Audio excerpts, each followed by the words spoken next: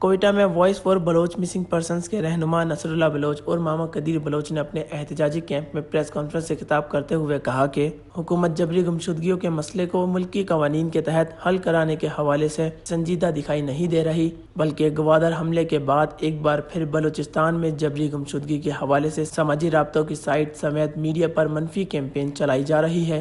Gwadar port authority complex کے حملے میں مارے جانے والے کریم جان کے حوالے سے کہا گیا کہ ان کا نام لاپتہ افراد کی فہرست میں شامل ہے۔ گوادر حملے میں مارے جانے والے کریم جان کے حوالے سے کہا گیا کہ ان کا نام لاپتہ افراد کی فہرست میں شامل تھا۔ ہم واضح کرنا چاہتے ہیں کہ وہ 23 مئی 2022 کو جبری گمشدگی کا شکار ہوا تھا اور 31 جولائی 2022 کو سی ٹی ڈی کی طرف سے ان پر دھماکہ خیز مواد رکھنے کا الزام لگا کر ان کی گرفتاری ظاہر کی گئی تھی۔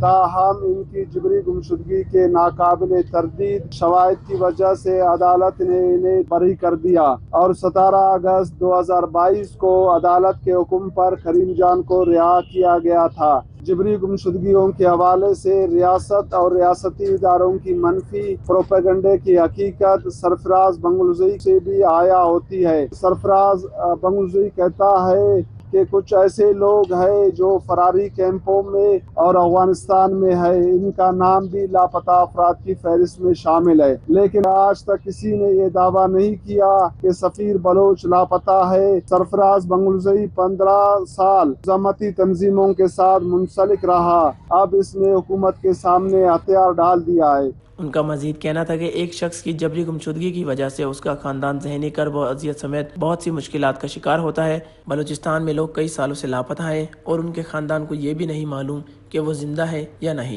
ہم صوبائی حکومت سے اپیل کرتے ہیں کہ وہ جبری گمشدگیوں کے مسئلے کو انسانی ہمدردی کی بنیاد پر دیکھتے ہوئے ان کی بازیابی کو یقینی بنائے اور لاپتہ افراد کو فیک انکاؤنٹر میں قتل کرنے کے سلسلے کی روک تھام میں اپنا کردار ادا کریں۔ اگر صوبائی حکومت نے سنجیدگی کا مظاہرہ نہیں کیا تو عید کے بعد صوبائی اسمبلی کے سامنے احتجاجی کیمپ لگایا جائے گا اور احتجاج ریکارڈ کروائیں گے۔